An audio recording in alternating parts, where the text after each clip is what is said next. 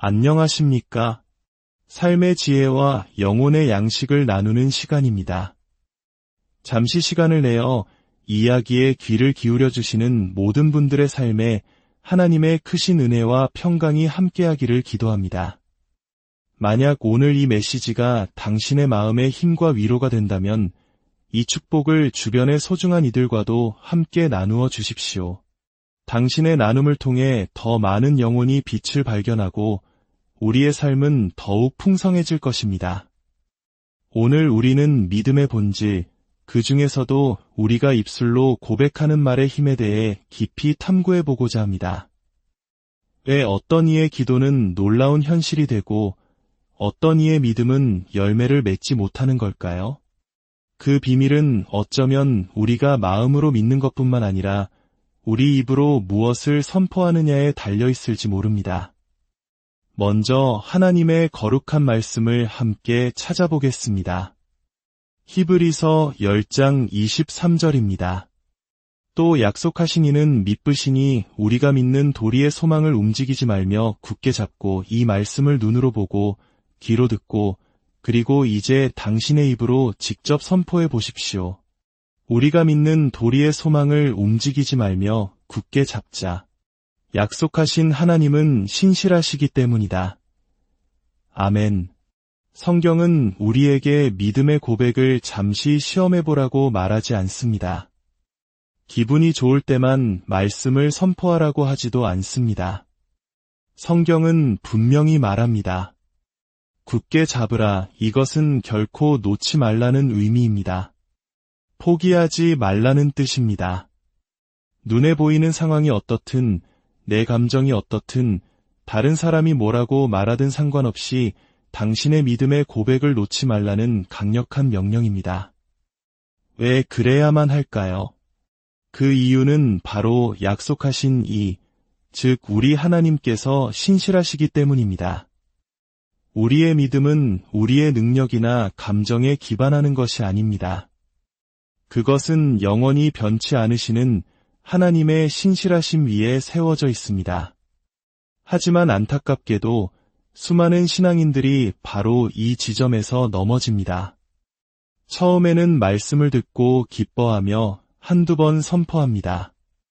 그러나 아픈 증상이 다시 나타나고 청구서는 여전히 식탁 위에 쌓여 있고 삶의 압박이 밀려오면 그들은 믿음의 고백을 굳게 잡는 대신 슬그머니 놓아버립니다.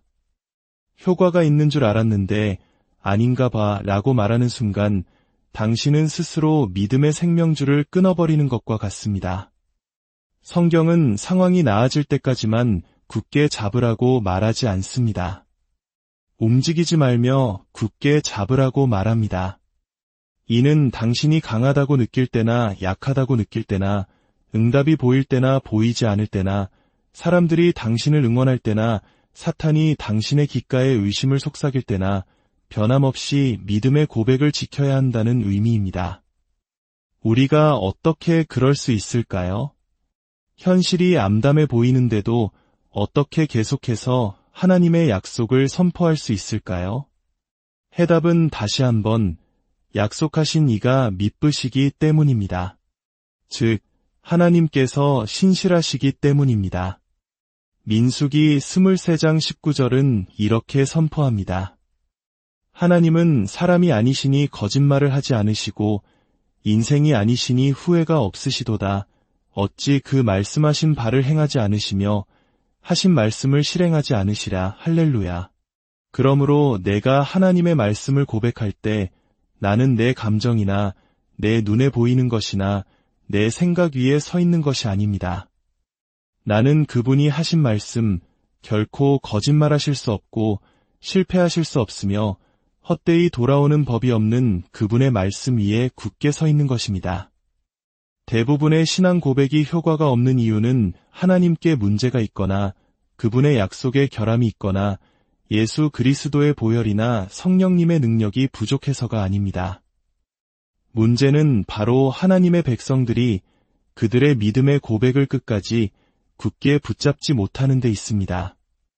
이제 우리 삶의 방향을 결정하는 혀의 권세에 대해 이야기해 보겠습니다. 잠언 18장 21절을 보십시오. 죽고 사는 것이 혀의 힘에 달렸나니 혀를 쓰기 좋아하는 자는 혀의 열매를 먹으리라. 이 말씀은 우리에게 깊은 통찰을 줍니다. 죽고 사는 것이 하나님의 권능이나 사탄의 권능에 달려있다고 말하지 않습니다. 바로 당신의 혀에 그 힘이 달려있다고 말합니다. 우리 한국 문화에도 말이 씨가 된다는 오랜 격언이 있습니다. 우리가 무심코 뱉는 말 한마디 한마디가 우리 미래의 씨앗이 된다는 지혜입니다. 성경은 이 원리를 더욱 강력하게 확증합니다. 당신의 내일은 바로 당신이 오늘 하는 말로 지어지고 있습니다. 당신의 치유가 당신의 입에 있고, 당신의 공급이 당신의 입에 있으며, 당신의 승리가 당신의 입에 있습니다. 예수님께서도 마가복음 11장 23절에서 같은 원리를 가르치셨습니다. 누구든지 이 산더러 들리어 바다에 던져지라 하며 그 말하는 것이 이루어질 줄 믿고 마음에 의심하지 아니하면 그대로 되리라. 놀랍게도 이 구절에서 예수님은 믿는 것을 한 번 언급하셨지만 말하는 것은 3번이나 강조하셨습니다. 이는 우리가 마음으로 믿는 것보다 3배는 더 많이 입으로 선포해야 한다는 것을 의미할 수 있습니다. 왜냐하면 이것이 바로 대부분의 신앙인들이 넘어지는 부분이기 때문입니다. 많은 이들이 마음으로는 하나님의 말씀이 진리라고 믿지만 그들의 입으로 그 믿음을 무효로 만들어버립니다.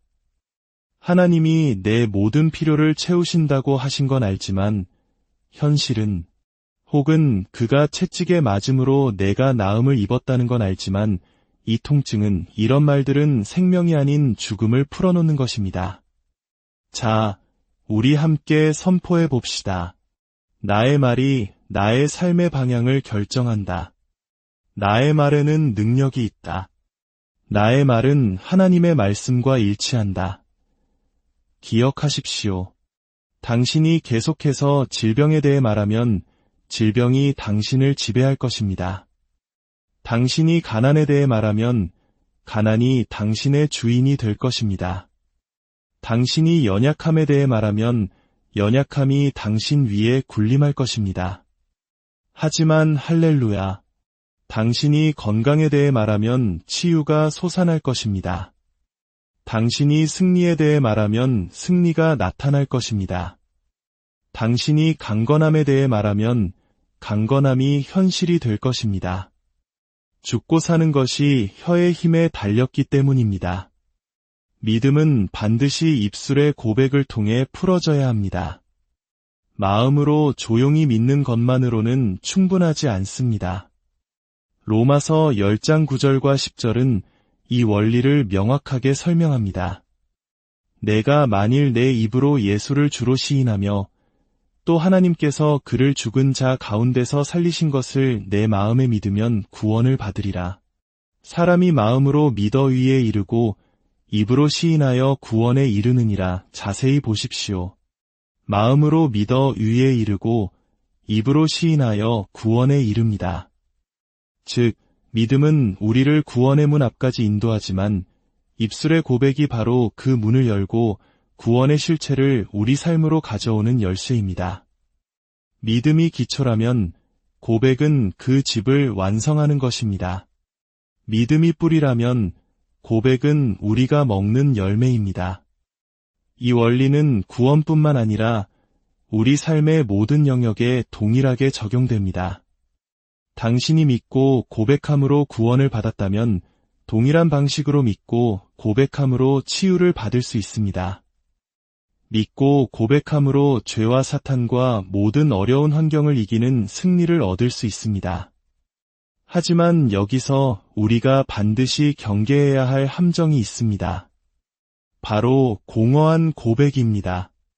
어떤 사람들은 다른 사람이 그렇게 말하는 것을 들었기 때문에 혹은 그렇게 말하면 좋은 일이 생길 것이라는 막연한 기대감 때문에 앵무새처럼 말을 반복합니다. 말은 올바른 말을 하지만 그 뒤에 마음의 믿음이 빠져 있습니다. 믿음 없는 말은 공허하고 힘이 없습니다. 마태복음 12장 34절에서 예수님은 이는 마음에 가득한 것을 입으로 말함이라고 하셨습니다. 당신의 마음에 하나님의 말씀이 가득 차 있지 않다면 어려움이 닥쳤을 때 당신의 입에서 나오는 것은 공허한 메아리일 뿐입니다. 진정한 믿음의 고백은 당신의 마음과 입이 하나님의 말씀과 완전히 하나가 되는 것입니다. 어떤 분이 제게 와서 이렇게 하소연한 적이 있습니다. 저는 수년간 치유를 선포했지만 여전히 아프고 풍요를 선포했지만 여전히 가난합니다. 왜 저에게는 효과가 없을까요? 주님께서 제게 지혜를 주셔서 그분께 이렇게 물었습니다. 자매님, 솔직하게 마음 깊은 곳에서는 무엇을 믿고 계신가요? 그분은 잠시 생각하더니 이렇게 대답했습니다. 사실 정말로 믿어지지는 않아요. 그저 오랫동안 말하다 보면 혹시 이루어지지 않을까 생각했을 뿐이에요. 차이점을 아시겠습니까? 이것은 주문을 외우는 것이 아닙니다.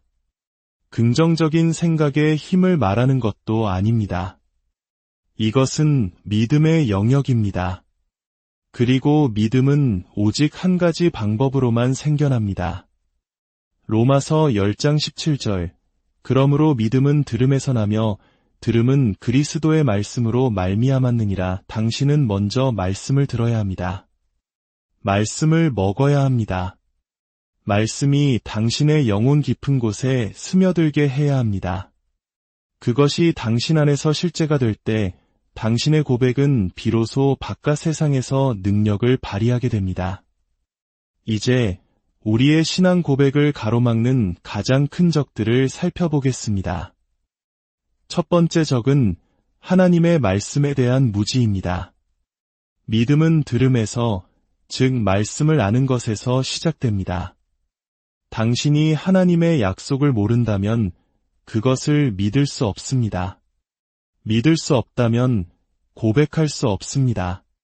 고백할 수 없다면 소유할 수 없습니다. 호세아 4장 6절은 내 백성이 지식이 없으므로 망하는도다 라고 경고합니다. 사탄이 강해서가 아니라 우리가 하나님의 말씀을 몰라서 무너지는 것입니다. 하나님의 말씀은 약이지만 병에 담겨 있기만 한 약은 아무런 효능이 없습니다. 우리가 그 말씀을 마음에 새기고 입으로 선포할 때 비로소 그것은 우리에게 생명과 치유가 됩니다. 두 번째 적은 잘못된 생각입니다. 잠언 23장 7절은 대저 그 마음의 생각이 어떠하면 그 위인도 그러한즉이라고 말합니다. 당신의 삶은 당신의 지배적인 생각의 방향으로 움직입니다. 많은 신앙인들이 고린도후서 5장 17절에 그런즉 누구든지 그리스도 안에 있으면 새로운 피조물이라 이전 것은 지나갔으니 보라 새 것이 되었도다 라는 말씀을 알면서도 여전히 과거의 죄인처럼 생각합니다. 나는 구원받았지만 여전히 예전의 나인 것 같아. 이것이 바로 잘못된 생각입니다. 하나님은 당신을 그리스도 안에서 새로운 존재, 유로운 존재로 보십니다. 당신의 생각이 하나님의 말씀과 일치할 때 믿음은 당신의 마음에서 솟아나고 기적을 체험하게 될 것입니다. 당신의 생각을 하나님의 말씀으로 새롭게 하십시오. 세 번째 적은 모순된 고백입니다. 주일 아침 교회에서는 한 가지를 말하고 월요일 아침 직장에서는 완전히 다른 것을 말하는 것입니다. 기도 시간에는 주님, 저는 치유받은 것을 믿습니다 라고 외치고 통증이 다시 찾아오면 역시 안 되나 봐 라고 말하는 것입니다. 야고보서 3장 10절은 한 입에서 찬송과 저주가 나오는도다. 내 형제들아 이것이 마땅하지 아니하니라고 말합니다. 이는 마치 한 발은 가속 페달에 다른 한 발은 브레이크에 올려놓고 운전하려는 것과 같습니다. 당신은 결코 앞으로 나아갈 수 없습니다. 농부가 씨앗을 심고 나서 매일 아침 잘 자라는지 확인하려고 땅을 파헤친다면 그 씨앗은 결코 뿌리 내릴 수 없습니다. 믿음의 고백도 마찬가지입니다. 한번 선포했으면 의심의 말로 그 씨앗을 파내지 마십시오. 흔들리지 말고 굳게 잡으십시오. 사랑하는 여러분, 이제 이 모든 원리를 실천할 시간입니다. 당신이 믿는 것을 고백하십시오. 당신이 느끼는 것을 고백하는 것이 아닙니다. 고린도후서 5장 7절은 이는 우리가 믿음으로 행하고 보는 것으로 행하지 아니함이로라고 말씀합니다. 우리의 감정은 변덕스럽습니다. 하지만 하나님의 말씀은 영원히 변치 않습니다. 아브라함은 자신의 나이든 몸과 안에 사라의 현실을 보지 않고 오직 하나님의 약속만을 바라보았습니다. 그는 흔들리지 않았고 믿음이 강하여져서 하나님께 영광을 돌렸습니다. 그 결과 그는 믿음의 조상이 되었습니다. 당신 안에 있는 그리스도의 정체성을 매일 선포하십시오. 이것이 당신의 삶을 바꾸는 가장 강력한 습관이 될 것입니다. 아침에 눈을 뜰 때와 밤에 잠자리에 들기 전에 이 고백들을 당신의 삶의 일부로 만드십시오. 첫째, 치유를 고백하십시오. 예수께서 채찍에 맞으심으로 나는 나음을 입었습니다. 치유와 건강은 나의 것입니다. 예수께서 나의 질병을 짊어지셨으므로 나는 신성한 건강 가운데 걷습니다. 둘째, 공급을 고백하십시오. 나의 하나님이 그리스도 예수 안에서 영광 가운데 그 풍성한 대로 나의 모든 쓸 것을 채우십니다. 나는 부족하지 않습니다. 나는 그리스도 안에서 풍요합니다. 셋째, 승리를 고백하십시오. 내 안에 계신 이가 세상에 있는 자보다 크십니다. 나는 어린 양의 피와 내가 증언하는 말씀으로써 승리합니다. 넷째, 당신의 정체성을 고백하십시오. 나는 그리스도 안에서 하나님의 의입니다. 나는 새로운 피조물입니다. 이전 것은 지나갔으니 보라 모든 것이 새롭게 되었습니다. 이 말씀들을 매일 당신의 입으로 선포할 때 당신의 믿음은 자라날 것이고 당신의 말은 변할 것이며 당신의 환경과 당신의 삶 전체가 변화될 것입니다. 예수 그리스도는 지금 이 순간에도 우리의 위대한 대제사장으로서 당신의 믿음의 고백을 듣고 계십니다. 천사들은 당신의 고백에 따라 움직일 준비를 하고 있습니다. 사탄은 당신의 담대한 고백을 두려워합니다. 이제 마지막으로 함께 결단하며 선포합시다. 나는 오늘부터 매일 믿음을 고백하기로 결단합니다. 나는 아침에 하나님의 말씀을 선포할 것입니다. 나는 밤에 하나님의 말씀을 선포할 것입니다. 나는 나의 믿음의 고백을 흔들림 없이 굳게 붙잡을 것이며 마침내 내 삶에서 하나님의 약속이 이루어지는 것을 목격할 것입니다. 할렐루야! 주 예수 그리스도의 이름으로 여러분 모두를 축복합니다. 당신의 입술의 고백을 통해 당신의 가정과 직장과 미래에 하나님의 나라가 임하기를, 당신의 삶이 말씀의 능력으로 온전히 세워지기를 간절히 기도합니다. 안녕하십니까? 삶의 지혜와 영혼의 양식을 나누는 시간입니다. 잠시 시간을 내어 이야기에 귀를 기울여 주시는 모든 분들의 삶에 하나님의 크신 은혜와 평강이 함께하기를 기도합니다. 만약 오늘 이 메시지가 당신의 마음의 힘과 위로가 된다면 이 축복을 주변의 소중한 이들과도 함께 나누어 주십시오. 당신의 나눔을 통해 더 많은 영혼이 빛을 발견하고 우리의 삶은 더욱 풍성해질 것입니다. 오늘 우리는 믿음의 본질, 그 중에서도 우리가 입술로 고백하는 말의 힘에 대해 깊이 탐구해보고자 합니다. 왜 어떤 이의 기도는 놀라운 현실이 되고 어떤 이의 믿음은 열매를 맺지 못하는 걸까요? 그 비밀은 어쩌면 우리가 마음으로 믿는 것뿐만 아니라 우리 입으로 무엇을 선포하느냐에 달려있을지 모릅니다. 먼저 하나님의 거룩한 말씀을 함께 찾아보겠습니다. 히브리서 10장 23절입니다. 또 약속하신 이는 미쁘시니 우리가 믿는 도리의 소망을 움직이지 말며 굳게 잡고 이 말씀을 눈으로 보고 귀로 듣고 그리고 이제 당신의 입으로 직접 선포해 보십시오. 우리가 믿는 도리의 소망을 움직이지 말며 굳게 잡자.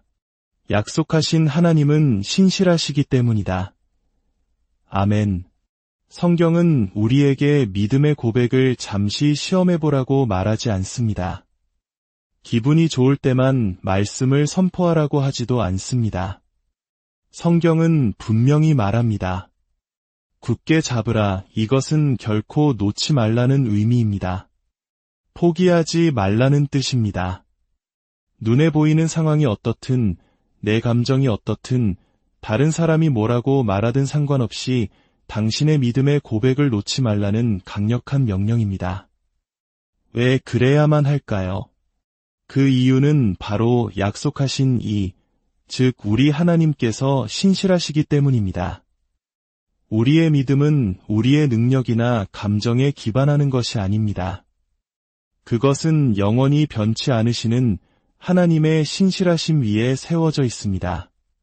하지만 안타깝게도 수많은 신앙인들이 바로 이 지점에서 넘어집니다. 처음에는 말씀을 듣고 기뻐하며 한두 번 선포합니다. 그러나 아픈 증상이 다시 나타나고 청구서는 여전히 식탁 위에 쌓여 있고 삶의 압박이 밀려오면 그들은 믿음의 고백을 굳게 잡는 대신 슬그머니 놓아버립니다. 효과가 있는 줄 알았는데 아닌가 봐 라고 말하는 순간 당신은 스스로 믿음의 생명줄을 끊어버리는 것과 같습니다. 성경은 상황이 나아질 때까지만 굳게 잡으라고 말하지 않습니다. 움직이지 말며 굳게 잡으라고 말합니다. 이는 당신이 강하다고 느낄 때나 약하다고 느낄 때나 응답이 보일 때나 보이지 않을 때나 사람들이 당신을 응원할 때나 사탄이 당신의 귓가에 의심을 속삭일 때나 변함없이 믿음의 고백을 지켜야 한다는 의미입니다. 우리가 어떻게 그럴 수 있을까요? 현실이 암담해 보이는데도 어떻게 계속해서 하나님의 약속을 선포할 수 있을까요? 해답은 다시 한번 약속하신 이가 미쁘시기 때문입니다. 즉, 하나님께서 신실하시기 때문입니다. 민수기 23장 19절은 이렇게 선포합니다. 하나님은 사람이 아니시니 거짓말을 하지 않으시고 인생이 아니시니 후회가 없으시도다. 어찌 그 말씀하신 바를 행하지 않으시며 하신 말씀을 실행하지 않으시라. 할렐루야. 그러므로 내가 하나님의 말씀을 고백할 때 나는 내 감정이나 내 눈에 보이는 것이나 내 생각 위에 서 있는 것이 아닙니다. 나는 그분이 하신 말씀, 결코 거짓말하실 수 없고 실패하실 수 없으며 헛되이 돌아오는 법이 없는 그분의 말씀 위에 굳게 서 있는 것입니다. 대부분의 신앙 고백이 효과가 없는 이유는 하나님께 문제가 있거나 그분의 약속에 결함이 있거나 예수 그리스도의 보혈이나 성령님의 능력이 부족해서가 아닙니다. 문제는 바로 하나님의 백성들이 그들의 믿음의 고백을 끝까지 굳게 붙잡지 못하는 데 있습니다. 이제 우리 삶의 방향을 결정하는 혀의 권세에 대해 이야기해 보겠습니다. 잠언 18장 21절을 보십시오. 죽고 사는 것이 혀의 힘에 달렸나니 혀를 쓰기 좋아하는 자는 혀의 열매를 먹으리라. 이 말씀은 우리에게 깊은 통찰을 줍니다. 죽고 사는 것이 하나님의 권능이나 사탄의 권능에 달려있다고 말하지 않습니다. 바로 당신의 혀에 그 힘이 달려있다고 말합니다. 우리 한국 문화에도 말이 씨가 된다는 오랜 격언이 있습니다. 우리가 무심코 뱉는 말 한마디 한마디가 우리 미래의 씨앗이 된다는 지혜입니다. 성경은 이 원리를 더욱 강력하게 확증합니다. 당신의 내일은 바로 당신이 오늘 하는 말로 지어지고 있습니다. 당신의 치유가 당신의 입에 있고 당신의 공급이 당신의 입에 있으며 당신의 승리가 당신의 입에 있습니다. 예수님께서도 마가복음 11장 23절에서 같은 원리를 가르치셨습니다. 누구든지 이 산더러 들리어 바다에 던져지라 하며 그 말하는 것이 이루어질 줄 믿고 마음에 의심하지 아니하면 그대로 되리라. 놀랍게도 이 구절에서 예수님은 믿는 것을 한 번 언급하셨지만 말하는 것은 3번이나 강조하셨습니다. 이는 우리가 마음으로 믿는 것보다 3배는 더 많이 입으로 선포해야 한다는 것을 의미할 수 있습니다. 왜냐하면 이것이 바로 대부분의 신앙인들이 넘어지는 부분이기 때문입니다. 많은 이들이 마음으로는 하나님의 말씀이 진리라고 믿지만 그들의 입으로 그 믿음을 무효로 만들어버립니다. 하나님이 내 모든 필요를 채우신다고 하신 건 알지만 현실은 혹은 그가 채찍에 맞음으로 내가 나음을 입었다는 건 알지만 이 통증은 이런 말들은 생명이 아닌 죽음을 풀어놓는 것입니다.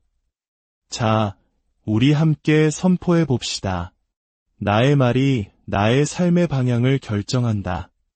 나의 말에는 능력이 있다. 나의 말은 하나님의 말씀과 일치한다. 기억하십시오. 당신이 계속해서 질병에 대해 말하면 질병이 당신을 지배할 것입니다. 당신이 가난에 대해 말하면 가난이 당신의 주인이 될 것입니다. 당신이 연약함에 대해 말하면 연약함이 당신 위에 군림할 것입니다. 하지만 할렐루야, 당신이 건강에 대해 말하면 치유가 솟아날 것입니다. 당신이 승리에 대해 말하면 승리가 나타날 것입니다. 당신이 강건함에 대해 말하면 강건함이 현실이 될 것입니다. 죽고 사는 것이 혀의 힘에 달렸기 때문입니다. 믿음은 반드시 입술의 고백을 통해 풀어져야 합니다. 마음으로 조용히 믿는 것만으로는 충분하지 않습니다. 로마서 10장 9절과 10절은 이 원리를 명확하게 설명합니다. 내가 만일 내 입으로 예수를 주로 시인하며 또 하나님께서 그를 죽은 자 가운데서 살리신 것을 내 마음에 믿으면 구원을 받으리라. 사람이 마음으로 믿어 위에 이르고 입으로 시인하여 구원에 이르느니라. 자세히 보십시오. 마음으로 믿어 위에 이르고 입으로 시인하여 구원에 이릅니다. 즉, 믿음은 우리를 구원의 문 앞까지 인도하지만 입술의 고백이 바로 그 문을 열고 구원의 실체를 우리 삶으로 가져오는 열쇠입니다. 믿음이 기초라면 고백은 그 집을 완성하는 것입니다. 믿음이 뿌리라면 고백은 우리가 먹는 열매입니다. 이 원리는 구원뿐만 아니라 우리 삶의 모든 영역에 동일하게 적용됩니다. 당신이 믿고 고백함으로 구원을 받았다면 동일한 방식으로 믿고 고백함으로 치유를 받을 수 있습니다. 믿고 고백함으로 죄와 사탄과 모든 어려운 환경을 이기는 승리를 얻을 수 있습니다. 하지만 여기서 우리가 반드시 경계해야 할 함정이 있습니다. 바로 공허한 고백입니다. 어떤 사람들은 다른 사람이 그렇게 말하는 것을 들었기 때문에 혹은 그렇게 말하면 좋은 일이 생길 것이라는 막연한 기대감 때문에 앵무새처럼 말을 반복합니다. 말은 올바른 말을 하지만 그 뒤에 마음의 믿음이 빠져 있습니다. 믿음 없는 말은 공허하고 힘이 없습니다. 마태복음 12장 34절에서 예수님은 이는 마음에 가득한 것을 입으로 말함이라고 하셨습니다. 당신의 마음에 하나님의 말씀이 가득 차 있지 않다면 어려움이 닥쳤을 때 당신의 입에서 나오는 것은 공허한 메아리일 뿐입니다. 진정한 믿음의 고백은 당신의 마음과 입이 하나님의 말씀과 완전히 하나가 되는 것입니다. 어떤 분이 제게 와서 이렇게 하소연한 적이 있습니다. 저는 수년간 치유를 선포했지만 여전히 아프고 풍요를 선포했지만 여전히 가난합니다. 왜 저에게는 효과가 없을까요? 주님께서 제게 지혜를 주셔서 그분께 이렇게 물었습니다. 자매님, 솔직하게 마음 깊은 곳에서는 무엇을 믿고 계신가요? 그분은 잠시 생각하더니 이렇게 대답했습니다. 사실 정말로 믿어지지는 않아요. 그저 오랫동안 말하다 보면 혹시 이루어지지 않을까 생각했을 뿐이에요. 차이점을 아시겠습니까? 이것은 주문을 외우는 것이 아닙니다. 긍정적인 생각에 힘을 말하는 것도 아닙니다. 이것은 믿음의 영역입니다. 그리고 믿음은 오직 한 가지 방법으로만 생겨납니다. 로마서 10장 17절. 그러므로 믿음은 들음에서 나며 들음은 그리스도의 말씀으로 말미암았느니라. 당신은 먼저 말씀을 들어야 합니다. 말씀을 먹어야 합니다. 말씀이 당신의 영혼 깊은 곳에 스며들게 해야 합니다. 그것이 당신 안에서 실제가 될 때 당신의 고백은 비로소 바깥 세상에서 능력을 발휘하게 됩니다. 이제 우리의 신앙 고백을 가로막는 가장 큰 적들을 살펴보겠습니다. 첫 번째 적은 하나님의 말씀에 대한 무지입니다. 믿음은 들음에서, 즉 말씀을 아는 것에서 시작됩니다. 당신이 하나님의 약속을 모른다면 그것을 믿을 수 없습니다. 믿을 수 없다면 고백할 수 없습니다. 고백할 수 없다면 소유할 수 없습니다. 호세아 4장 6절은 내 백성이 지식이 없으므로 망하는도다 라고 경고합니다. 사탄이 강해서가 아니라 우리가 하나님의 말씀을 몰라서 무너지는 것입니다. 하나님의 말씀은 약이지만 병에 담겨 있기만 한 약은 아무런 효능이 없습니다. 우리가 그 말씀을 마음에 새기고 입으로 선포할 때 비로소 그것은 우리에게 생명과 치유가 됩니다. 두 번째 적은 잘못된 생각입니다. 잠언 23장 7절은 대저 그 마음의 생각이 어떠하면 그 위인도 그러한즉이라고 말합니다. 당신의 삶은 당신의 지배적인 생각의 방향으로 움직입니다. 많은 신앙인들이 고린도후서 5장 17절에 그런즉 누구든지 그리스도 안에 있으면 새로운 피조물이라 이전 것은 지나갔으니 보라 새 것이 되었도다 라는 말씀을 알면서도 여전히 과거의 죄인처럼 생각합니다. 나는 구원받았지만 여전히 예전의 나인 것 같아. 이것이 바로 잘못된 생각입니다. 하나님은 당신을 그리스도 안에서 새로운 존재, 유로운 존재로 보십니다. 당신의 생각이 하나님의 말씀과 일치할 때 믿음은 당신의 마음에서 솟아나고 기적을 체험하게 될 것입니다. 당신의 생각을 하나님의 말씀으로 새롭게 하십시오. 세 번째 적은 모순된 고백입니다. 주일 아침 교회에서는 한 가지를 말하고 월요일 아침 직장에서는 완전히 다른 것을 말하는 것입니다. 기도 시간에는 주님, 저는 치유받은 것을 믿습니다 라고 외치고 통증이 다시 찾아오면 역시 안 되나 봐 라고 말하는 것입니다.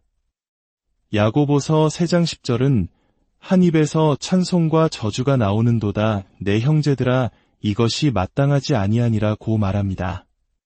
이는 마치 한 발은 가속 페달에 다른 한 발은 브레이크에 올려놓고 운전하려는 것과 같습니다. 당신은 결코 앞으로 나아갈 수 없습니다. 농부가 씨앗을 심고 나서 매일 아침 잘 자라는지 확인하려고 땅을 파헤친다면 그 씨앗은 결코 뿌리 내릴 수 없습니다. 믿음의 고백도 마찬가지입니다. 한번 선포했으면 의심의 말로 그 씨앗을 파내지 마십시오. 흔들리지 말고 굳게 잡으십시오. 사랑하는 여러분, 이제 이 모든 원리를 실천할 시간입니다. 당신이 믿는 것을 고백하십시오. 당신이 느끼는 것을 고백하는 것이 아닙니다. 고린도후서 5장 7절은 이는 우리가 믿음으로 행하고 보는 것으로 행하지 아니함이로라고 말씀합니다. 우리의 감정은 변덕스럽습니다.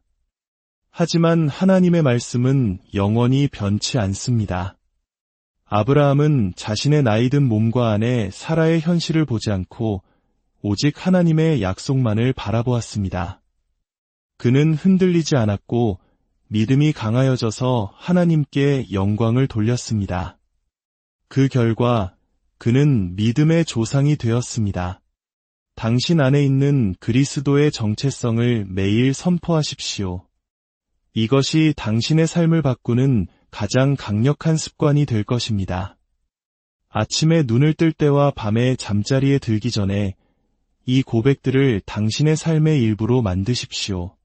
첫째, 치유를 고백하십시오. 예수께서 채찍에 맞으심으로 나는 나음을 입었습니다. 치유와 건강은 나의 것입니다. 예수께서 나의 질병을 짊어지셨으므로 나는 신성한 건강 가운데 걷습니다. 둘째, 공급을 고백하십시오. 나의 하나님이 그리스도 예수 안에서 영광 가운데 그 풍성한 대로 나의 모든 쓸 것을 채우십니다. 나는 부족하지 않습니다. 나는 그리스도 안에서 풍요합니다. 셋째, 승리를 고백하십시오. 내 안에 계신 이가 세상에 있는 자보다 크십니다. 나는 어린 양의 피와 내가 증언하는 말씀으로써 승리합니다. 넷째, 당신의 정체성을 고백하십시오. 나는 그리스도 안에서 하나님의 의입니다. 나는 새로운 피조물입니다. 이전 것은 지나갔으니 보라 모든 것이 새롭게 되었습니다. 이 말씀들을 매일 당신의 입으로 선포할 때 당신의 믿음은 자라날 것이고 당신의 말은 변할 것이며 당신의 환경과 당신의 삶 전체가 변화될 것입니다. 예수 그리스도는 지금 이 순간에도 우리의 위대한 대제사장으로서 당신의 믿음의 고백을 듣고 계십니다. 천사들은 당신의 고백에 따라 움직일 준비를 하고 있습니다. 사탄은 당신의 담대한 고백을 두려워합니다. 이제 마지막으로 함께 결단하며 선포합시다. 나는 오늘부터 매일 믿음을 고백하기로 결단합니다. 나는 아침에 하나님의 말씀을 선포할 것입니다. 나는 밤에 하나님의 말씀을 선포할 것입니다.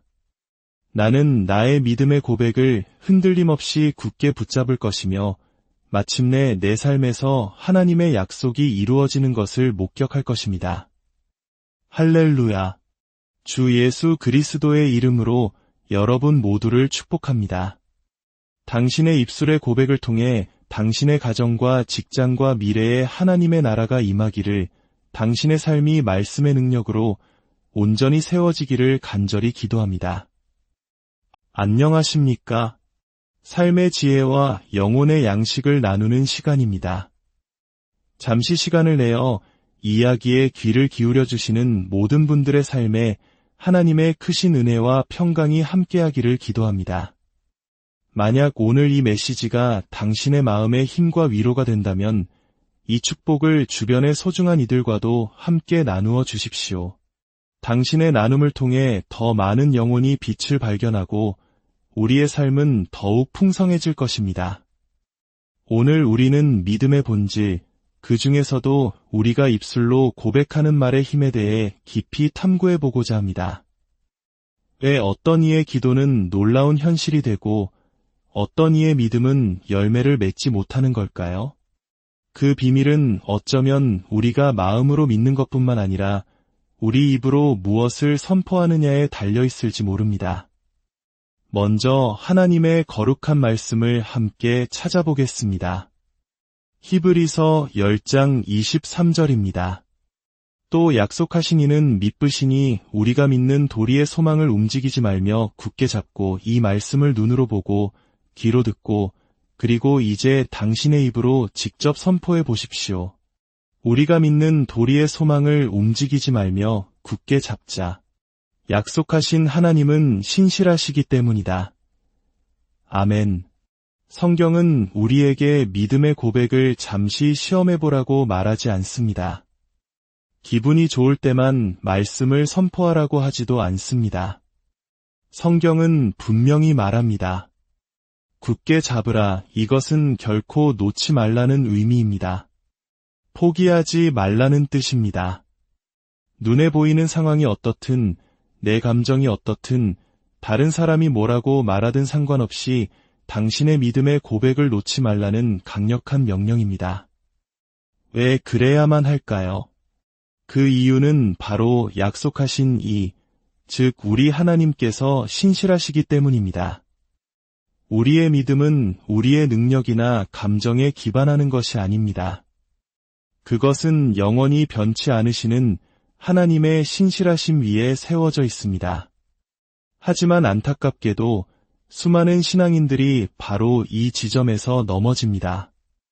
처음에는 말씀을 듣고 기뻐하며 한두 번 선포합니다. 그러나 아픈 증상이 다시 나타나고 청구서는 여전히 식탁 위에 쌓여 있고 삶의 압박이 밀려오면 그들은 믿음의 고백을 굳게 잡는 대신 슬그머니 놓아버립니다. 효과가 있는 줄 알았는데 아닌가 봐 라고 말하는 순간 당신은 스스로 믿음의 생명줄을 끊어버리는 것과 같습니다. 성경은 상황이 나아질 때까지만 굳게 잡으라고 말하지 않습니다. 움직이지 말며 굳게 잡으라고 말합니다.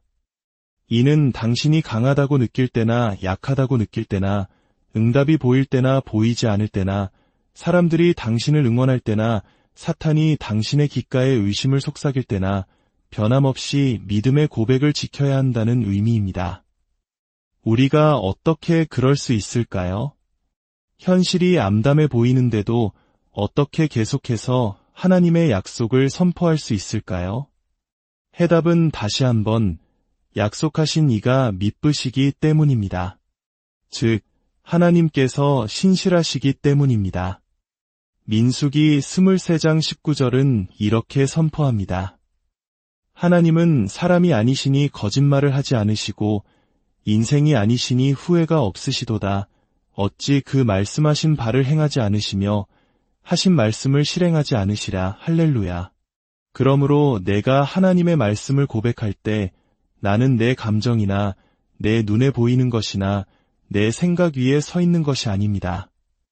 나는 그분이 하신 말씀, 결코 거짓말하실 수 없고 실패하실 수 없으며 헛되이 돌아오는 법이 없는 그분의 말씀 위에 굳게 서 있는 것입니다.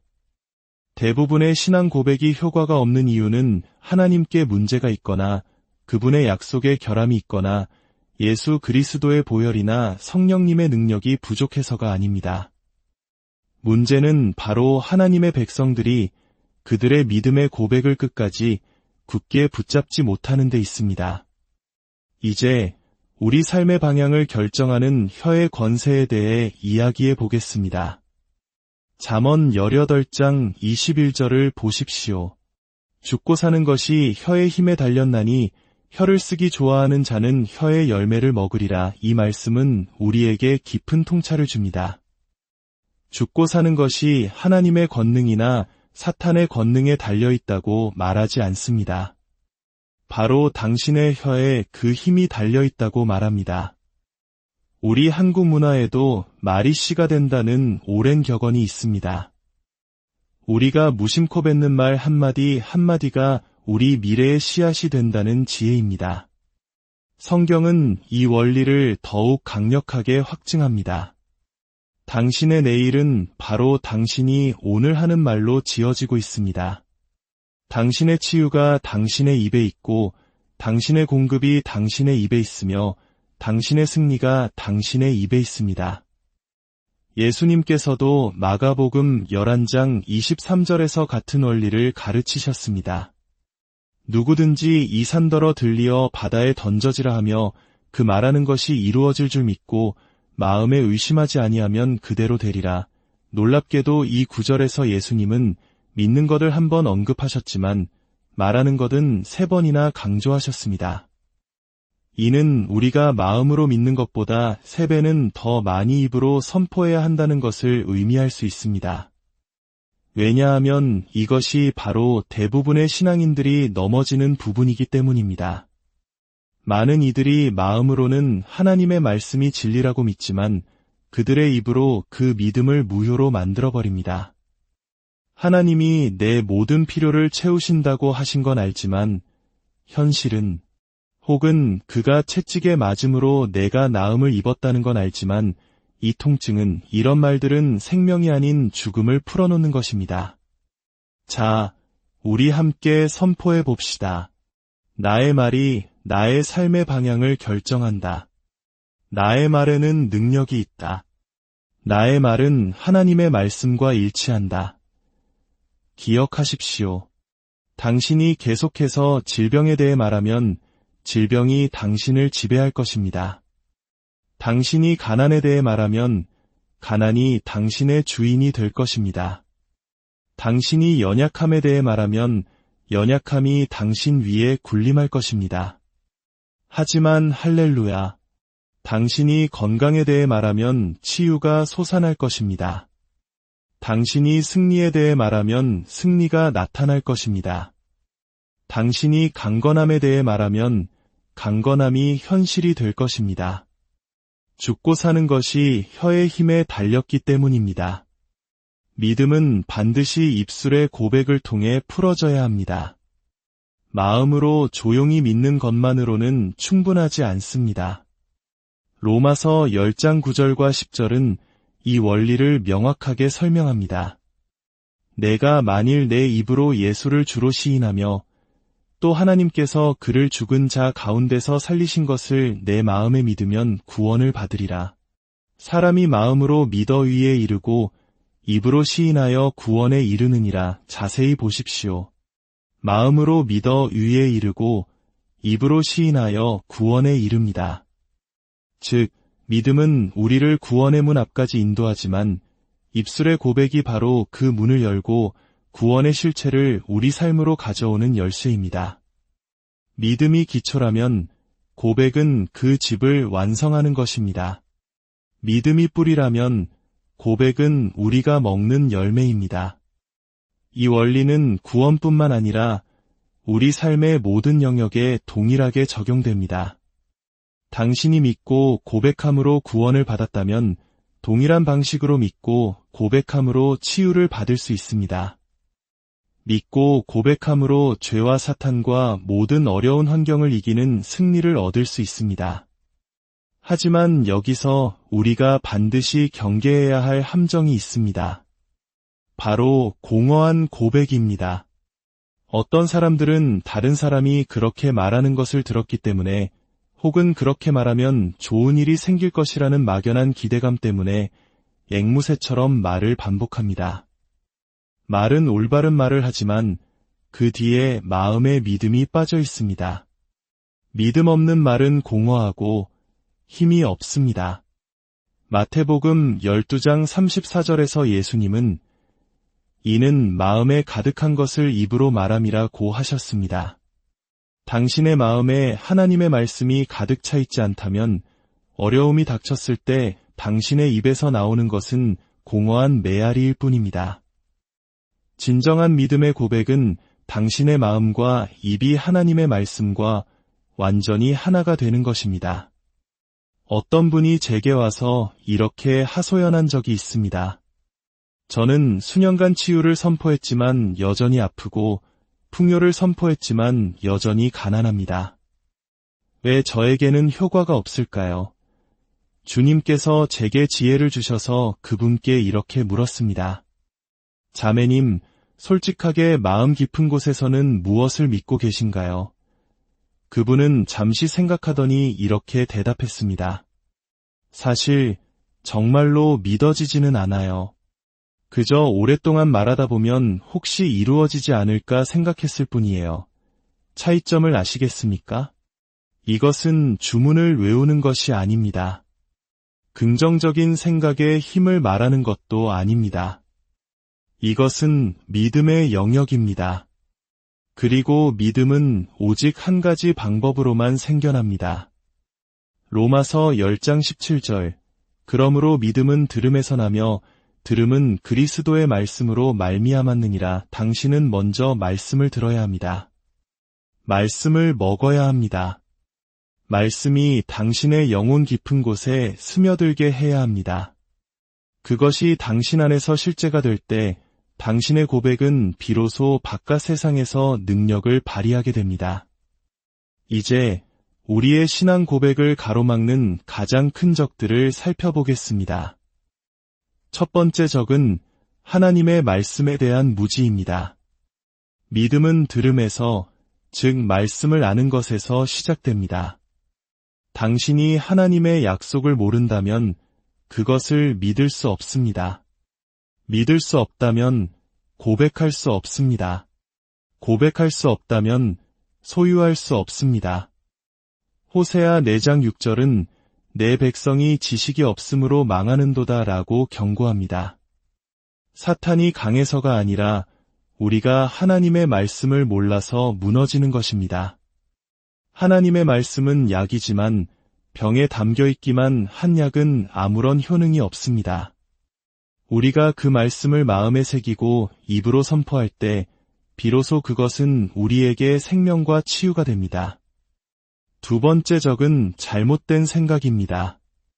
잠언 23장 7절은 대저 그 마음의 생각이 어떠하면 그 위인도 그러한즉이라고 말합니다.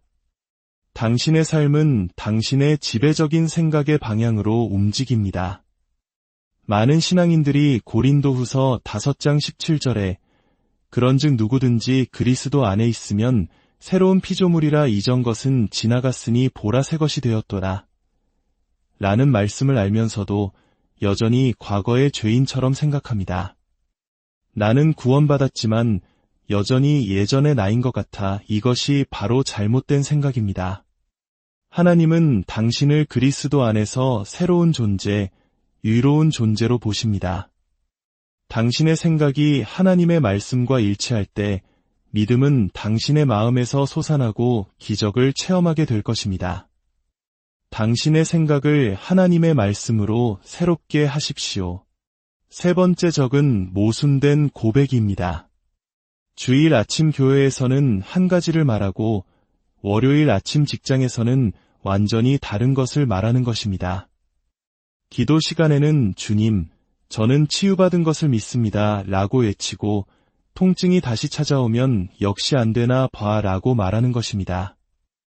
야고보서 3장 10절은 한 입에서 찬송과 저주가 나오는도다 내 형제들아 이것이 마땅하지 아니하니라고 말합니다. 이는 마치 한 발은 가속 페달에 다른 한 발은 브레이크에 올려놓고 운전하려는 것과 같습니다. 당신은 결코 앞으로 나아갈 수 없습니다. 농부가 씨앗을 심고 나서 매일 아침 잘 자라는지 확인하려고 땅을 파헤친다면 그 씨앗은 결코 뿌리 내릴 수 없습니다. 믿음의 고백도 마찬가지입니다. 한번 선포했으면 의심의 말로 그 씨앗을 파내지 마십시오. 흔들리지 말고 굳게 잡으십시오. 사랑하는 여러분, 이제 이 모든 원리를 실천할 시간입니다. 당신이 믿는 것을 고백하십시오. 당신이 느끼는 것을 고백하는 것이 아닙니다. 고린도후서 5장 7절은 이는 우리가 믿음으로 행하고 보는 것으로 행하지 아니함이로라고 말씀합니다. 우리의 감정은 변덕스럽습니다. 하지만 하나님의 말씀은 영원히 변치 않습니다. 아브라함은 자신의 나이든 몸과 안에 사라의 현실을 보지 않고 오직 하나님의 약속만을 바라보았습니다. 그는 흔들리지 않았고 믿음이 강하여져서 하나님께 영광을 돌렸습니다. 그 결과 그는 믿음의 조상이 되었습니다. 당신 안에 있는 그리스도의 정체성을 매일 선포하십시오. 이것이 당신의 삶을 바꾸는 가장 강력한 습관이 될 것입니다. 아침에 눈을 뜰 때와 밤에 잠자리에 들기 전에 이 고백들을 당신의 삶의 일부로 만드십시오. 첫째, 치유를 고백하십시오. 예수께서 채찍에 맞으심으로 나는 나음을 입었습니다. 치유와 건강은 나의 것입니다. 예수께서 나의 질병을 짊어지셨으므로 나는 신성한 건강 가운데 걷습니다. 둘째, 공급을 고백하십시오. 나의 하나님이 그리스도 예수 안에서 영광 가운데 그 풍성한 대로 나의 모든 쓸 것을 채우십니다. 나는 부족하지 않습니다. 나는 그리스도 안에서 풍요합니다. 셋째, 승리를 고백하십시오. 내 안에 계신 이가 세상에 있는 자보다 크십니다. 나는 어린 양의 피와 내가 증언하는 말씀으로써 승리합니다. 넷째, 당신의 정체성을 고백하십시오. 나는 그리스도 안에서 하나님의 의입니다. 나는 새로운 피조물입니다. 이전 것은 지나갔으니 보라 모든 것이 새롭게 되었습니다. 이 말씀들을 매일 당신의 입으로 선포할 때 당신의 믿음은 자라날 것이고 당신의 말은 변할 것이며 당신의 환경과 당신의 삶 전체가 변화될 것입니다. 예수 그리스도는 지금 이 순간에도 우리의 위대한 대제사장으로서 당신의 믿음의 고백을 듣고 계십니다. 천사들은 당신의 고백에 따라 움직일 준비를 하고 있습니다. 사탄은 당신의 담대한 고백을 두려워합니다. 이제 마지막으로 함께 결단하며 선포합시다. 나는 오늘부터 매일 믿음을 고백하기로 결단합니다. 나는 아침에 하나님의 말씀을 선포할 것입니다. 나는 밤에 하나님의 말씀을 선포할 것입니다. 나는 나의 믿음의 고백을 흔들림 없이 굳게 붙잡을 것이며 마침내 내 삶에서 하나님의 약속이 이루어지는 것을 목격할 것입니다. 할렐루야! 주 예수 그리스도의 이름으로 여러분 모두를 축복합니다. 당신의 입술의 고백을 통해 당신의 가정과 직장과 미래에 하나님의 나라가 임하기를, 당신의 삶이 말씀의 능력으로 온전히 세워지기를 간절히 기도합니다. 안녕하십니까? 삶의 지혜와 영혼의 양식을 나누는 시간입니다. 잠시 시간을 내어 이야기에 귀를 기울여 주시는 모든 분들의 삶에 하나님의 크신 은혜와 평강이 함께하기를 기도합니다. 만약 오늘 이 메시지가 당신의 마음의 힘과 위로가 된다면 이 축복을 주변의 소중한 이들과도 함께 나누어 주십시오. 당신의 나눔을 통해 더 많은 영혼이 빛을 발견하고 우리의 삶은 더욱 풍성해질 것입니다. 오늘 우리는 믿음의 본질, 그 중에서도 우리가 입술로 고백하는 말의 힘에 대해 깊이 탐구해보고자 합니다. 왜 어떤 이의 기도는 놀라운 현실이 되고 어떤 이의 믿음은 열매를 맺지 못하는 걸까요? 그 비밀은 어쩌면 우리가 마음으로 믿는 것뿐만 아니라 우리 입으로 무엇을 선포하느냐에 달려있을지 모릅니다. 먼저 하나님의 거룩한 말씀을 함께 찾아보겠습니다. 히브리서 10장 23절입니다. 또 약속하신 이는 믿으시니 우리가 믿는 도리의 소망을 움직이지 말며 굳게 잡고 이 말씀을 눈으로 보고 귀로 듣고 그리고 이제 당신의 입으로 직접 선포해 보십시오. 우리가 믿는 도리의 소망을 움직이지 말며 굳게 잡자. 약속하신 하나님은 신실하시기 때문이다. 아멘. 성경은 우리에게 믿음의 고백을 잠시 시험해보라고 말하지 않습니다. 기분이 좋을 때만 말씀을 선포하라고 하지도 않습니다. 성경은 분명히 말합니다. 굳게 잡으라. 이것은 결코 놓지 말라는 의미입니다. 포기하지 말라는 뜻입니다. 눈에 보이는 상황이 어떻든, 내 감정이 어떻든, 다른 사람이 뭐라고 말하든 상관없이 당신의 믿음의 고백을 놓지 말라는 강력한 명령입니다. 왜 그래야만 할까요? 그 이유는 바로 약속하신 즉 우리 하나님께서 신실하시기 때문입니다. 우리의 믿음은 우리의 능력이나 감정에 기반하는 것이 아닙니다. 그것은 영원히 변치 않으시는 하나님의 신실하심 위에 세워져 있습니다. 하지만 안타깝게도 수많은 신앙인들이 바로 이 지점에서 넘어집니다. 처음에는 말씀을 듣고 기뻐하며 한두 번 선포합니다. 그러나 아픈 증상이 다시 나타나고 청구서는 여전히 식탁 위에 쌓여 있고 삶의 압박이 밀려오면 그들은 믿음의 고백을 굳게 잡는 대신 슬그머니 놓아버립니다. 효과가 있는 줄 알았는데 아닌가 봐 라고 말하는 순간 당신은 스스로 믿음의 생명줄을 끊어버리는 것과 같습니다. 성경은 상황이 나아질 때까지만 굳게 잡으라고 말하지 않습니다. 움직이지 말며 굳게 잡으라고 말합니다. 이는 당신이 강하다고 느낄 때나 약하다고 느낄 때나 응답이 보일 때나 보이지 않을 때나 사람들이 당신을 응원할 때나 사탄이 당신의 귓가에 의심을 속삭일 때나 변함없이 믿음의 고백을 지켜야 한다는 의미입니다. 우리가 어떻게 그럴 수 있을까요? 현실이 암담해 보이는데도 어떻게 계속해서 하나님의 약속을 선포할 수 있을까요? 해답은 다시 한번 약속하신 이가 미쁘시기 때문입니다. 즉, 하나님